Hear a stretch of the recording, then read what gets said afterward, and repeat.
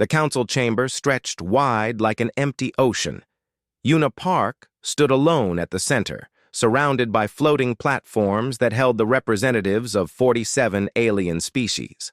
Above her, holographic stars rotated slowly, showing the territories each species controlled.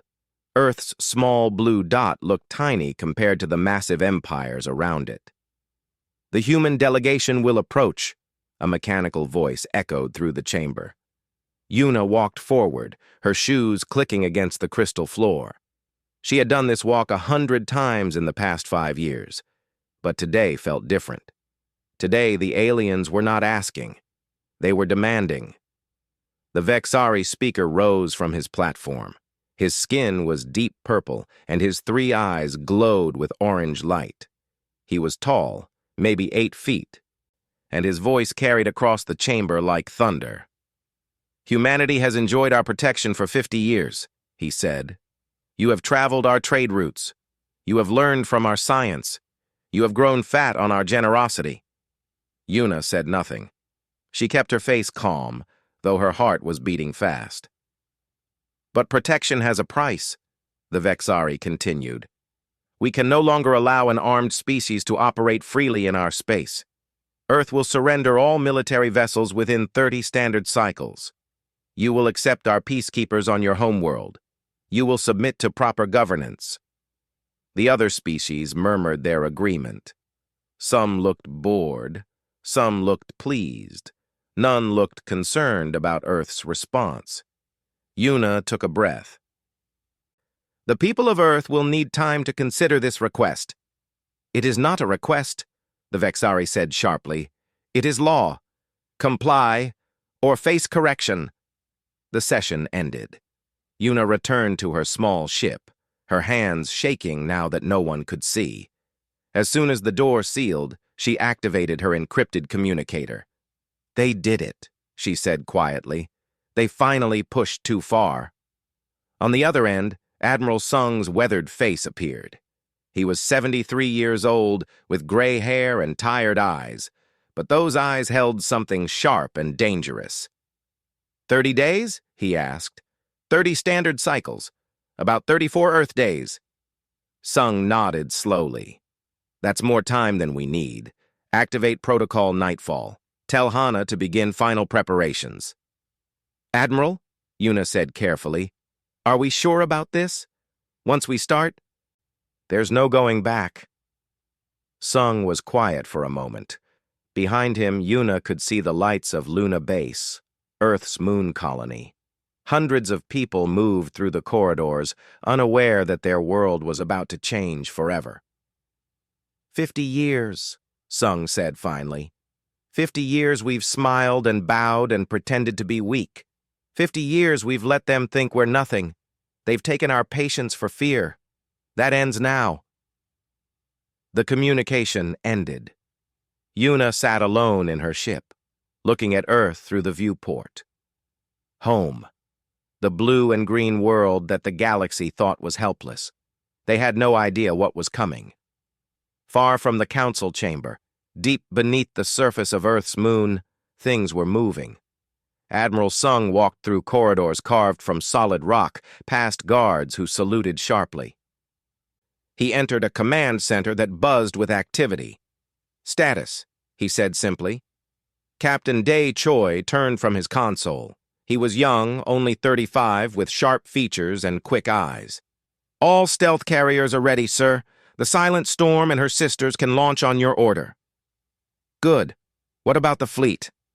"Hidden and waiting. Every ship has been dark for the past week. The Council thinks we have maybe 200 warships. They're going to be very surprised." Sung allowed himself a small smile. "Preparation wins wars before they start. What's our count?" 8,342 combat vessels, Dae said. "Plus support ships, plus the defense platforms, plus the things Dr. Hana has been building that I don't fully understand." "You don't need to understand them. You just need to use them when the time comes." In another facility, this one buried in an asteroid that officially didn't exist, Dr. Hana Lee stood before a massive window. On the other side, in the vacuum of space, something hung in the darkness. It was beautiful and terrible at the same time, a weapon that bent light around itself, making it nearly invisible. Hana was 42, with long black hair tied back and oil stains on her white coat. She hadn't slept in 30 hours, but her eyes were bright with excitement. "Run the test again," she told her team. A young engineer named Mina Han worked the controls. "Firing in 3, 2, 1. The weapon hummed. Space itself seemed to ripple. 5,000 kilometers away, a small asteroid suddenly cracked in half, then broke into dust. There had been no visible beam, no explosion. Just destruction. "The quantum disruptor works," Hana said with satisfaction. "The Vexari shields won't even know what hit them. Their technology can't stop what they can't detect." "Doctor," Mina said nervously, "are we really going to war against the entire Galactic Council?" Hana turned to look at her team. 15 of the brightest minds humanity had produced, all looking scared and excited at the same time. "We're not going to war," Hana said quietly. "We're going to end one. The Council has been at war with freedom for 1,000 years. They just never expected anyone to fight back." 3 days later, the Vexari Third Armada began its journey to Earth. 3,000 warships, each one massive and powerful. The fleet commander was confident. Humans were weak. Humans were slow.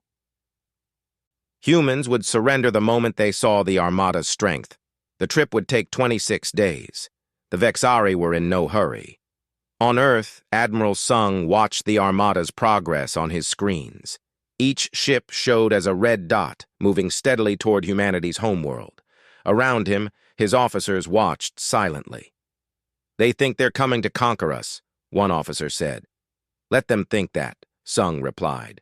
"Confidence makes people careless, and careless enemies die quickly." He pulled up another screen. This one showed green dots. So many green dots that they filled the display. Every ship humanity had built in 50 years of secret construction. Every weapon they had designed. Every soldier they had trained. "Send the order," Sung said calmly. "All units move to combat positions. Stay dark until my signal. And someone send a message to the council chamber." "What should it say, sir?" Sung thought for a moment. "Tell Ambassador Yuna to pack her things. She won't need her office there anymore. After this, we'll be writing the new rules." The message went out through channels the council didn't know existed.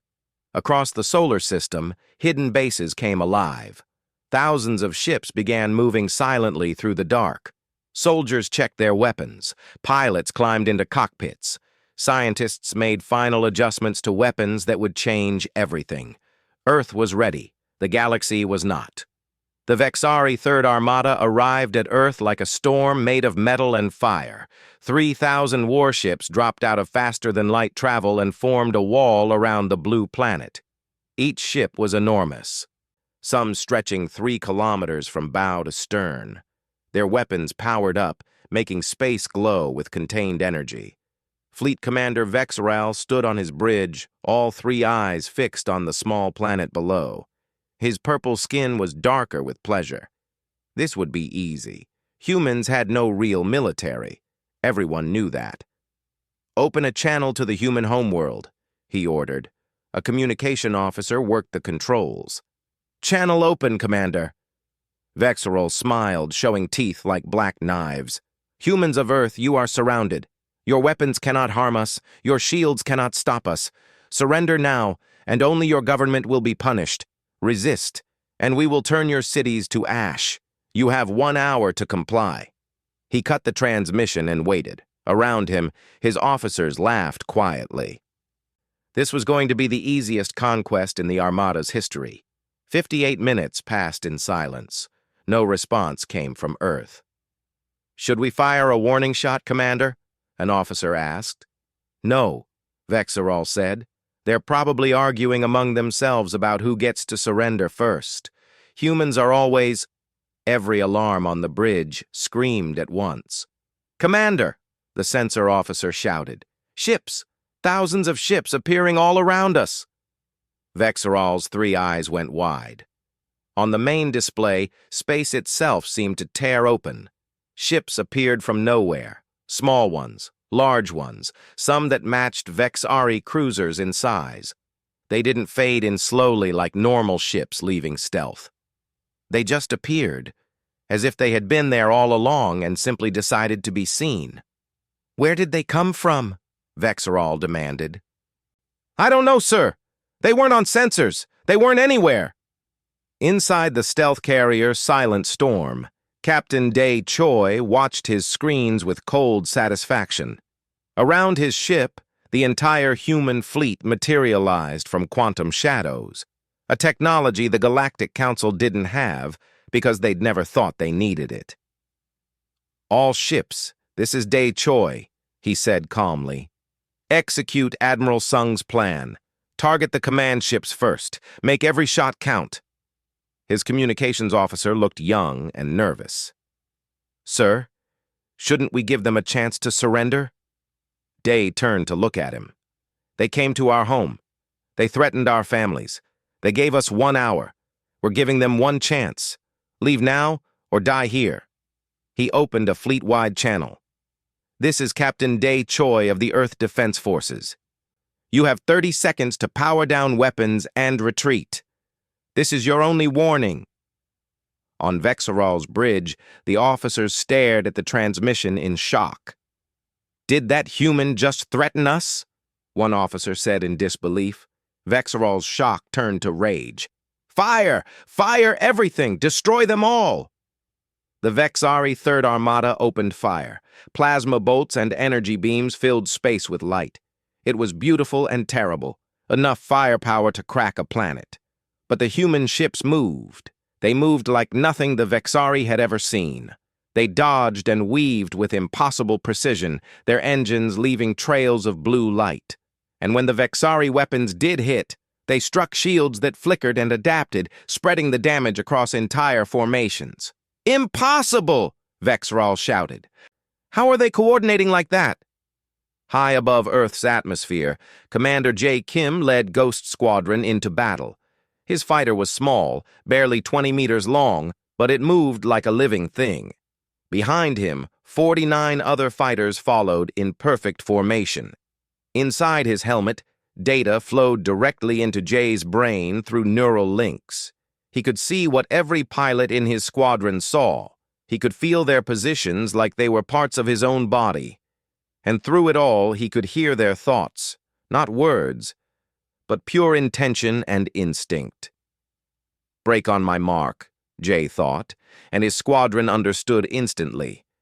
They scattered like drops of water, each fighter taking a different path through the Vexari formation. And then they fired. Human railguns didn't use energy. They used mass and velocity. Chunks of metal accelerated to incredible speeds. The Vexari shields were designed to stop plasma and lasers. They had no idea what to do with solid projectiles traveling at a fraction of light speed. A Vexari cruiser's shield flickered and died as a railgun slug punched through it. The metal round kept going, tearing through armor that had never been tested against kinetic weapons. The ship broke in half, atmosphere venting into space. "Shield's ineffective!" someone screamed on Vexoral's bridge. "They're penetrating our defenses!" All around the Vexari fleet, human ships fired. The larger vessels used massive railguns that could destroy a cruiser in one shot. The smaller ships used swarms of guided missiles that the Vexari point defense systems couldn't track. And the fighters danced between enemy ships, targeting engines and weapons with surgical precision. Captain Day watched from the silent storm as his battle plan unfolded perfectly. The humans had practiced this for decades in secret simulations. Every pilot knew their role. Every ship knew its target. "Vexari formation breaking," his tactical officer reported. "They're trying to retreat." "Don't let them. Press the attack. We need to make a statement today." The battle that followed was brutal and one-sided. The Vexari had numbers, but humans had preparation. The Vexari had tradition, but humans had innovation. And most importantly, the Vexari had confidence, while humans had desperation, the knowledge that if they lost today, Earth would burn. Commander J's squadron punched through a Vexari destroyer, their railguns turning its engines into scrap. As he pulled away, he saw a massive Vexari dreadnought turning toward Earth, its main weapon charging. "That ship is targeting the planet," someone shouted. Jay didn't hesitate. "Ghost Squadron, form on me. We're taking that dreadnought down now."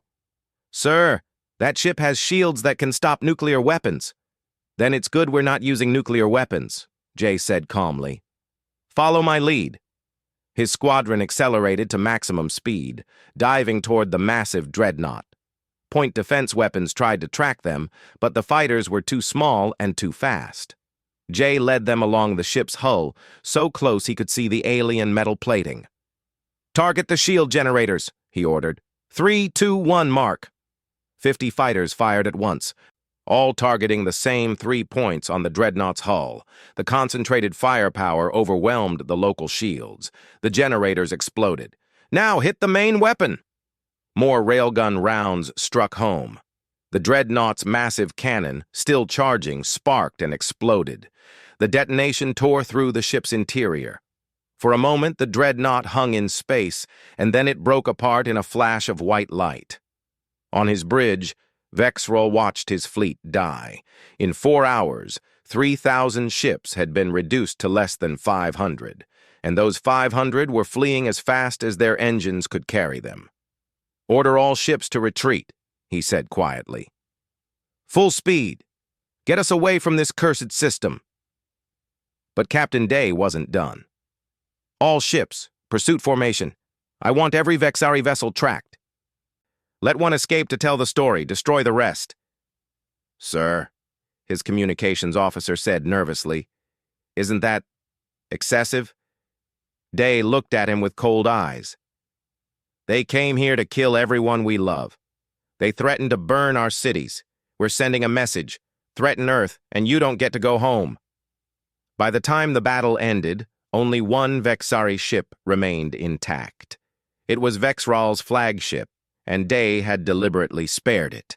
The battered vessel fled into faster-than-light speed, carrying news of the massacre. Admiral Sung watched the battle reports from Luna Base. Around him, his staff stood in silence.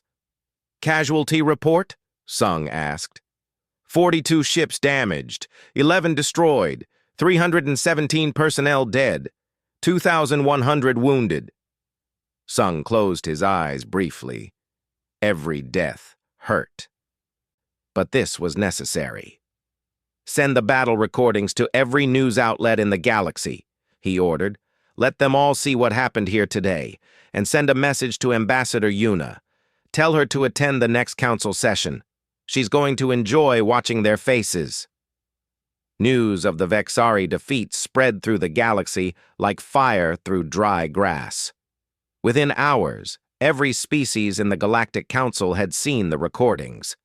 The impossible footage showed human ships appearing from nothing, moving like schools of fish, destroying one of the galaxy's most powerful fleets in a single afternoon.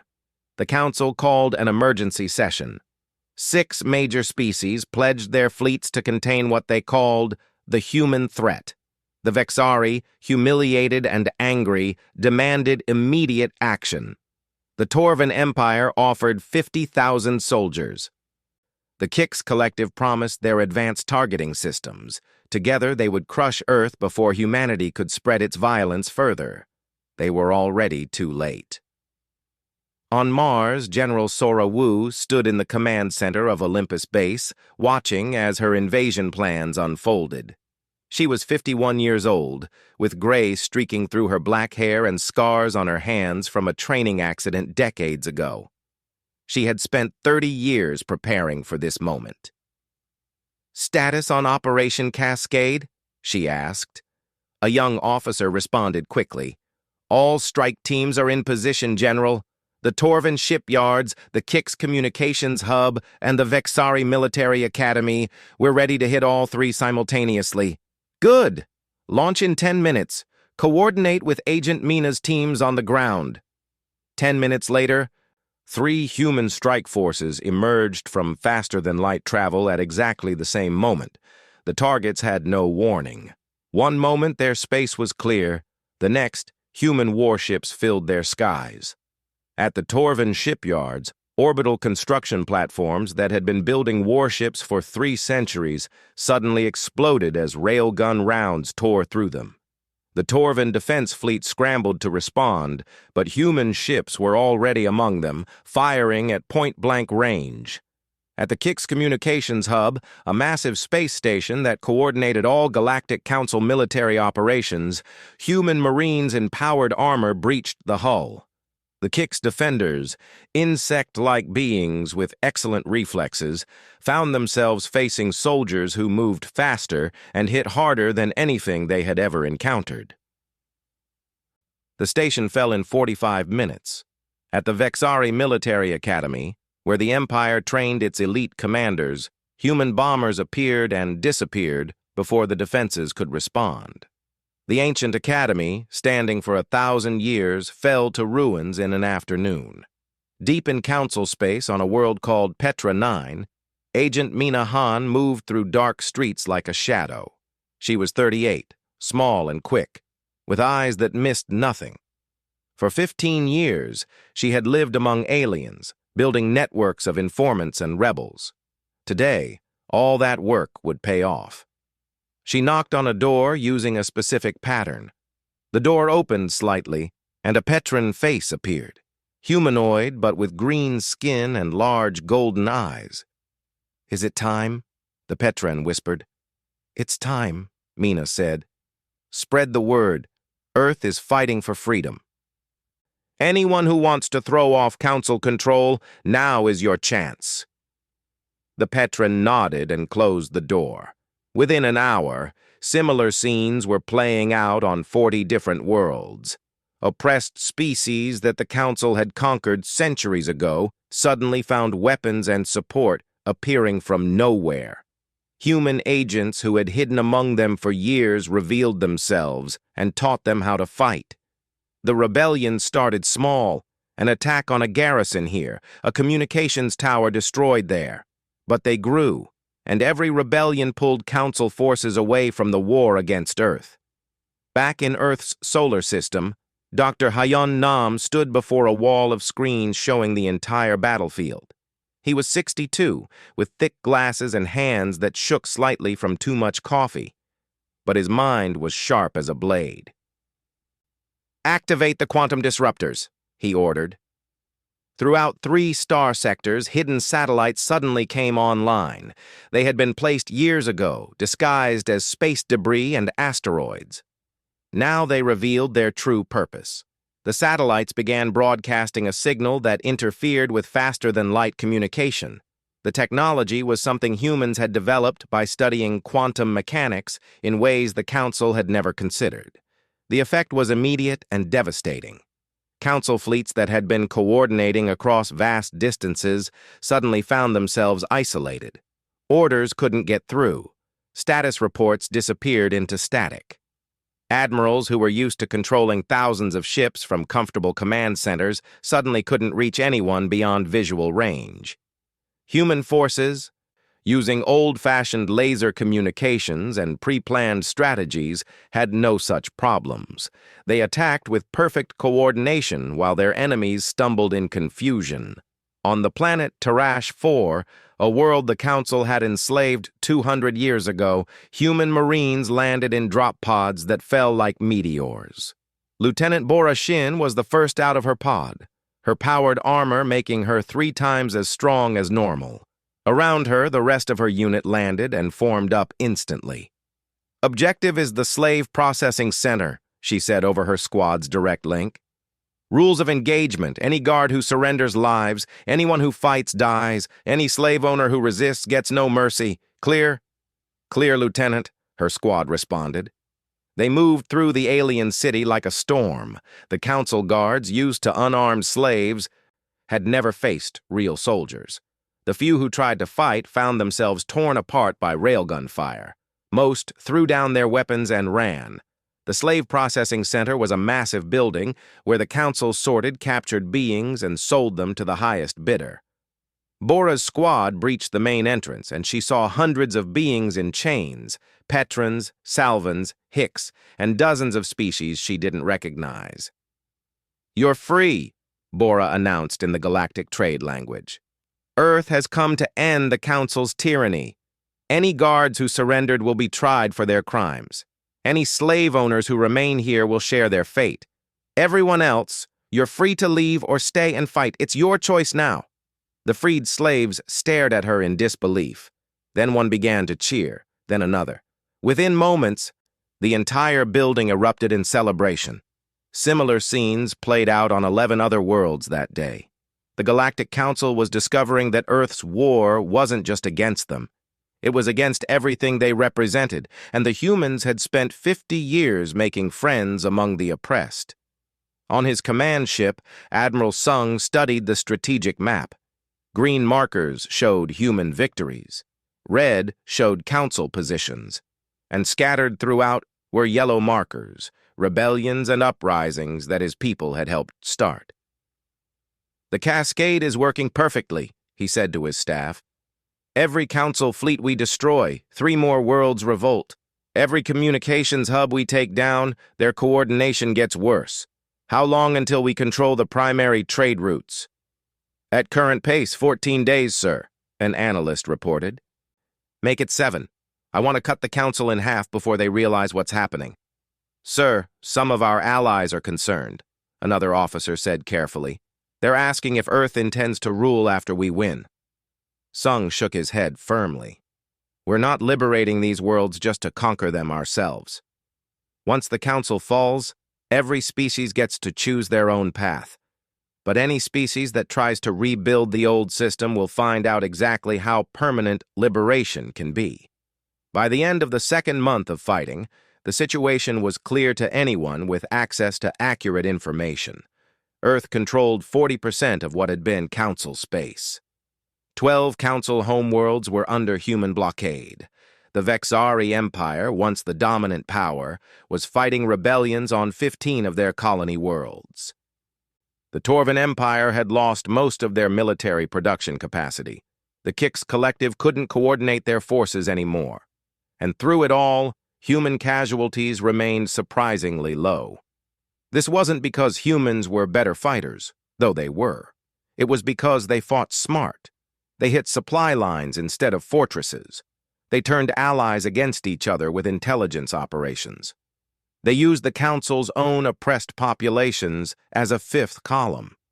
Agent Mina stood on a liberated world, watching as freed slaves tore down a statue of a council leader.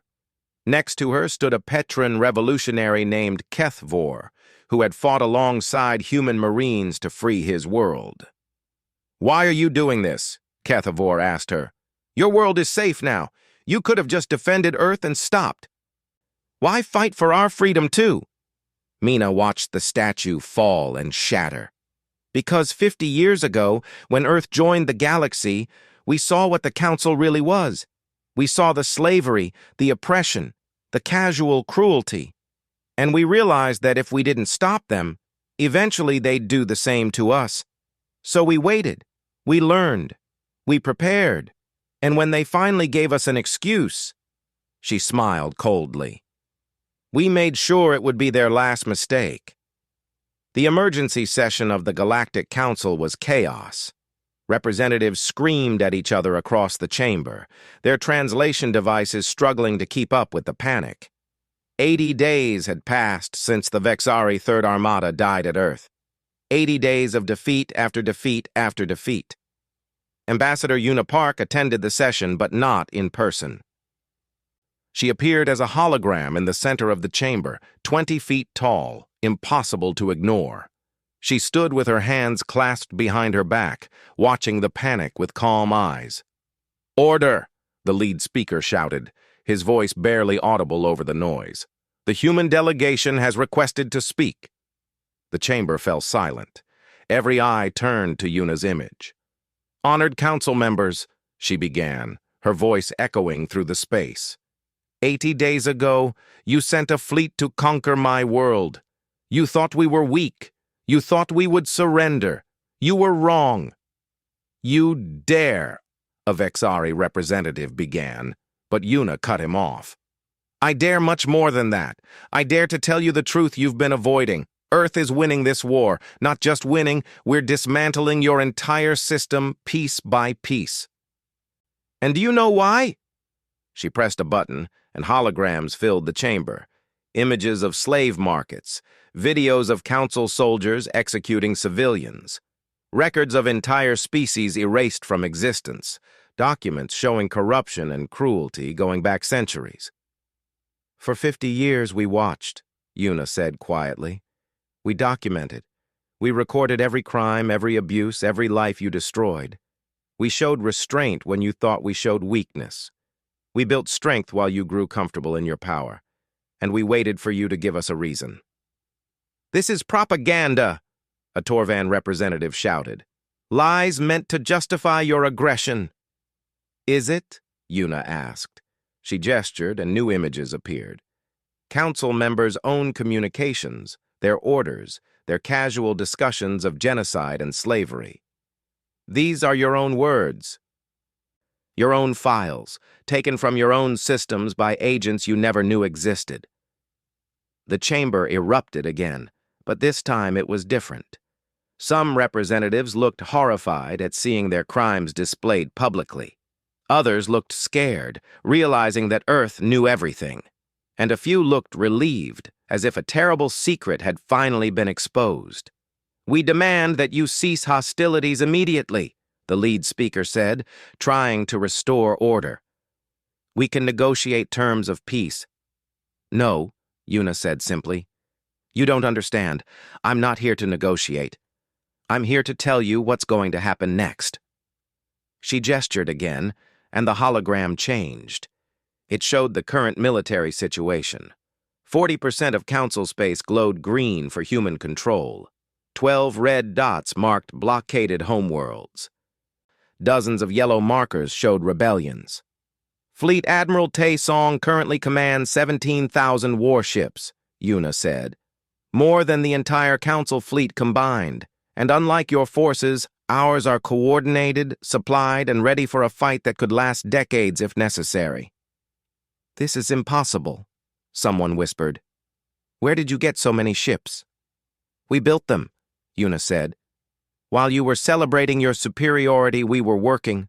While you were comfortable, we were preparing. Did you think we spent 50 years doing nothing? Every year you ignored us was a year we grew stronger. On his command ship near the Vexari homeworld, Fleet Admiral Tae Song watched the council session through a live feed. He was 49, tall and lean, with sharp eyes that never stopped calculating. Around him, his bridge crew monitored the blockade. The Vexari home fleet is holding position, his tactical officer reported. They're not trying to break through. They're not stupid, Tae said. They know what happened to their third armada. They're hoping diplomacy will save them. Will it, sir? Tae considered the question. That depends on whether they're willing to face justice. We're not here to destroy them. We're here to stop them from ever threatening anyone again. He opened a communication channel to the Vexari homeworld. This is Fleet Admiral Tae Song of Earth. Your world is surrounded. Your empire is broken. Your allies are abandoning you. You have one choice. Face trial for your crimes or face extinction. Choose wisely. Back in the council chamber, Yuna continued her presentation. Earth's terms are simple. The Galactic Council will be dissolved immediately. A new organization will be formed, with equal representation for all species, including those you've enslaved. Unacceptable, a counselor shouted. We have ruled for thousands of years. And you've failed, Yuna said coldly. Your rule brought nothing but suffering to billions. It ends today. Who are you to judge us? Another demanded. Your children compared to our civilizations. We're the ones with the fleet, Yuna said simply. But more than that, we're the ones with the moral authority. We didn't conquer you because we wanted power. We conquered you because you left us no choice. You came to our world with threats. You gave us 1 hour to surrender or die. You made this necessary." She leaned forward, and though she was only a hologram, every being in the chamber felt the weight of her presence. Some of you are already negotiating separate peace treaties with Earth. That's wise. Those species will be treated fairly and given a seat at the new assembly. The rest of you have a choice. Accept our terms, stand trial for your crimes, and help build a better galaxy. Or refuse and watch as we liberate every world you control until you have nothing left. "This is tyranny!" someone screamed. "You're becoming what you claim to fight against." "No," Una said. "A tyrant conquers to rule. We conquered to free. Once the trials are complete and the new government is established, Earth will reduce our military to peacekeeping levels. We don't want an empire. We just want to make sure you never build another one." The chamber descended into arguments again. Some species began voting immediately to accept Earth's terms. Others refused, swearing to fight to the end. And a few simply sat in shock, unable to process how completely their world had changed. Admiral Sung watched the session from Luna Base. Dr. Hana Lee sat beside him, exhausted from months of managing humanity's war production. "Do you think they'll accept?" Hana asked. "Some will," Sung said. "The smart ones. The ones who understand that we're offering mercy they never showed anyone else. The others," he shrugged, "we'll have to break them completely before they see reason." "How many more will die?" "Fewer than would have died under council rule," Sung said quietly. "That's all we can hope for. War is never clean, but sometimes it's necessary." Over the next 10 days, the council fractured. 15 species immediately accepted Earth's terms and opened their borders to human peacekeepers. 8 species refused and prepared for war. The rest remained undecided, watching to see which way the wind would blow. The Vexari Empire, proud and ancient, refused to surrender. They pulled back their forces and prepared for a last stand at their homeworld. They had millions of soldiers, thousands of defense satellites, and weapons that could crack a planet. Fleet Admiral Tay received his orders from Admiral Sung. End it. The final battle for the Vexari homeworld began at dawn. Human ships moved in perfect formation, testing the defenses. The Vexari fought desperately, knowing this was their last chance. For 3 days, the battle raged in orbit. Then, Dr. Hana's quantum disruptors activated around the planet. The Vexari shields flickered and died. Their communication networks went silent. Their coordination collapsed. "Broadcast the surrender terms," Tay ordered. "One last time. Then we end this." The message went out. Surrender now, or your homeworld burns. The Vexari government, watching their defenses crumble, finally broke. They surrendered unconditionally. In the council chamber, Ambassador Yuna received the news. She looked at the remaining counselors, those who had stayed, those who hadn't fled or accepted separate peace. "It's over," she said simply. "The Vexari have fallen. The Torvan Empire has sued for peace. The Kix Collective has accepted our terms. This council, as it existed, is finished. Tomorrow we begin building something new, something better. And every species here will have a chance to be part of it, if you can accept that power comes with responsibility."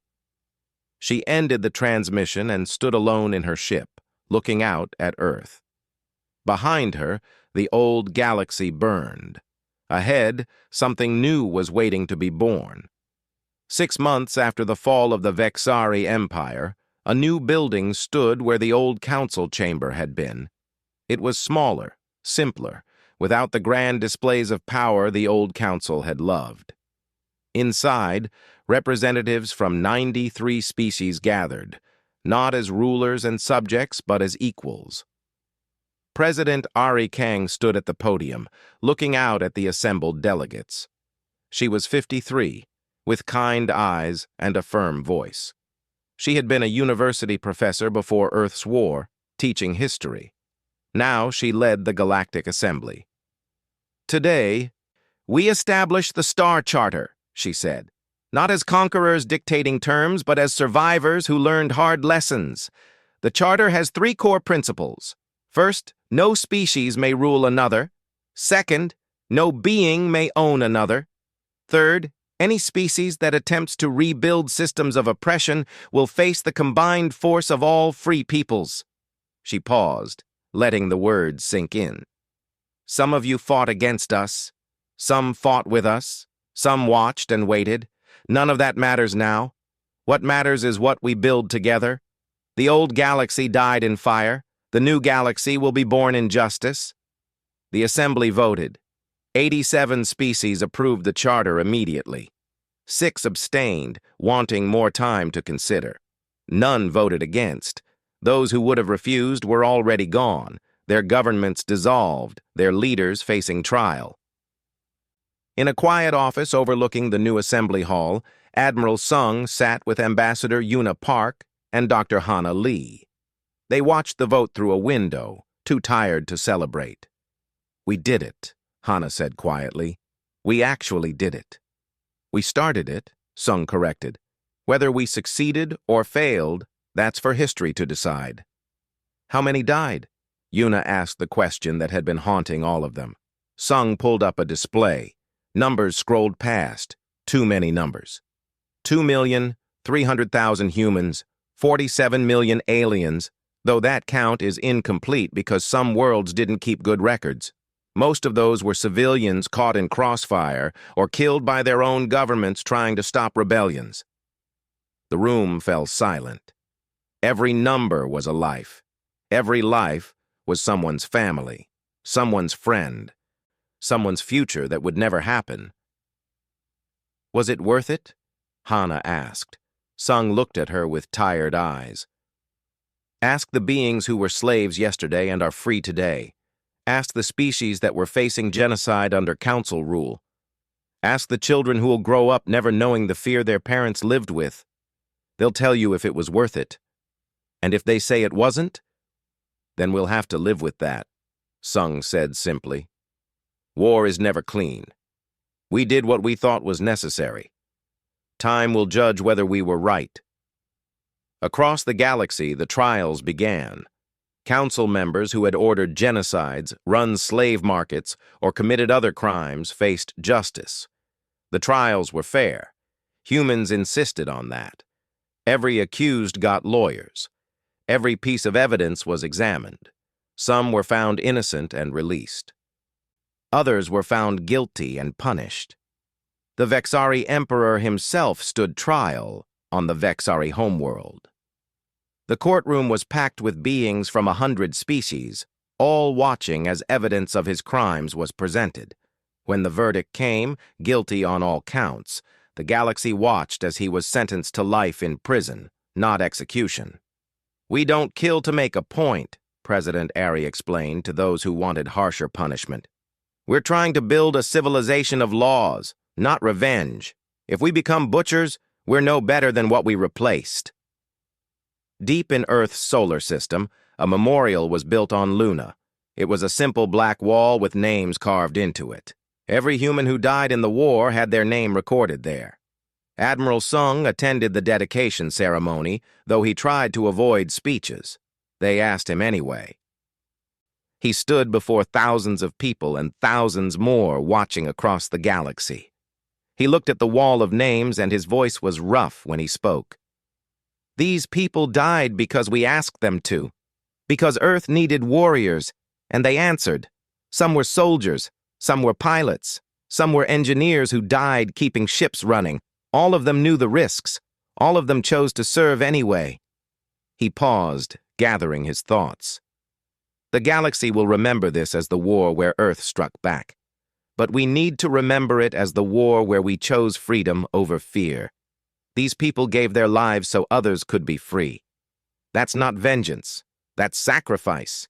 And we honor them by making sure their deaths meant something." He stepped down from the podium and walked to the memorial.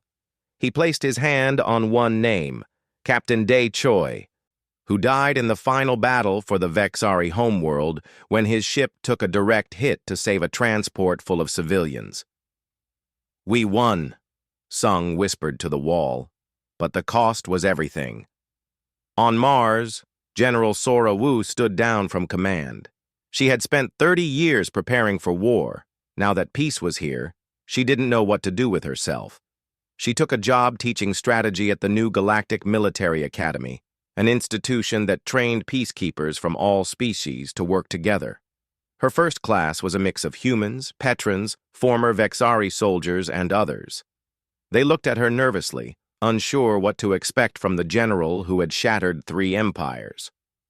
"Sit down," she told them. "First lesson, war is easy. Any idiot can start one. It's winning the peace that's hard. You're here to learn how to protect people, not conquer them. If you wanted to be conquerors, you're in the wrong classroom." A young Vexari raised his hand.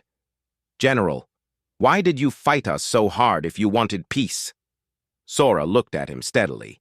"Because peace without justice isn't peace. It's just waiting for the next war. We fought hard so that we could build something that would last. You're part of that now. All of you are." Ambassador Una Park retired from politics and returned to Earth. She bought a small house by the ocean and spent her days writing. Her book, 50 Years of Silence, became required reading across the galaxy. In it, she documented Earth's preparation, the intelligence gathering, the careful planning that made victory possible. But the final chapter wasn't about victory. It was about responsibility. "We struck back," she wrote, "and the galaxy had to watch in horror as we dismantled everything they knew. But the real horror wasn't our military power. It was that we were right. Their system was broken, cruel, and unsustainable. They knew it, but they had become comfortable with injustice. We showed them what happens when comfortable people ignore suffering. Someone eventually stops them, and the stopping is never gentle." Dr. Hana Lee continued her work, but now she shared it freely with other species. The quantum technologies that had won the war became the foundation for new communication systems, faster ships, better medicine. What had been weapons of war became tools of peace. She gave a lecture at the new Galactic Science Institute, speaking to students from dozens of species. "Technology is neutral," she told them. "It's what we choose to do with it that matters. We used quantum disruption to win a war, but look at what it became. Communication systems that can't be censored, making it harder for tyrants to control information. The same science that destroyed fleets now connects families across light years. That's the real victory, taking tools of war and turning them into instruments of peace." 3 years after the war ended, Fleet Admiral Tae Song stood on the bridge of his flagship one last time. Earth was demilitarizing, as promised. Most of the war fleet would be scrapped or converted to civilian use. Only enough ships remained to help enforce the Star Charter and respond to emergencies. "It feels wrong," his executive officer said. "We won. We could rule the galaxy. Instead, we're throwing away our advantage." Tay smiled slightly. "That's exactly why we have to do it. The moment we think we should rule because we're strong enough, we become what we destroyed. Power without restraint is tyranny, even if it starts with good intentions. So what happens now? Now we trust the system we built. And if it fails, if someone tries to rebuild an empire, we'll stop them.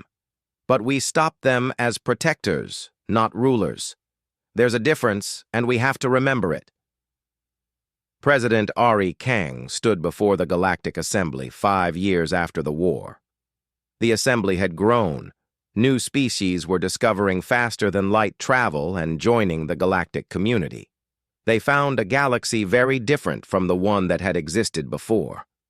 "We gather today to mark the 5th anniversary of the Star Charter," she said. 5 years of peace, 5 years of growth, 5 years of species working together instead of one ruling over others. It hasn't been perfect. We've had disputes, disagreements, even a few small conflicts. but we've resolved them through law and negotiation, not conquest and slavery." She looked around the chamber. "Some of you remember the old council. Some are too young to remember anything else. I want you all to understand something. Earth didn't fight a war because we wanted to. We fought because the alternative was unacceptable. We chose violence to end violence. We chose war to achieve peace. And every day since then, we've worked to make sure those deaths meant something. The question now is, what do we build next? Earth showed you what was possible when we stopped accepting injustice. Now you have to show us what's possible when all species work together freely. The galaxy is yours. Don't waste it." On Luna, at the memorial, Admiral Sung stood alone. He was 83 now, officially retired, spending his last years teaching and writing. But he came to the memorial every month, walking along the wall of names. He stopped at one section, running his fingers over the carved letters. So many names. So many lives. "We kept our promise," he said quietly to the wall. "We built something better. The galaxy is free. Species that would have been enslaved are thriving. The systems of oppression are gone. You didn't die for nothing." He stood there for a long time, an old soldier paying respect to the young warriors who never got to see the peace they fought for. Behind him, the Earth rose over Luna's horizon, blue and green and alive, the planet that the galaxy had tried to conquer. The planet that struck back, the planet that changed everything. And in the end, the galaxy was better for it.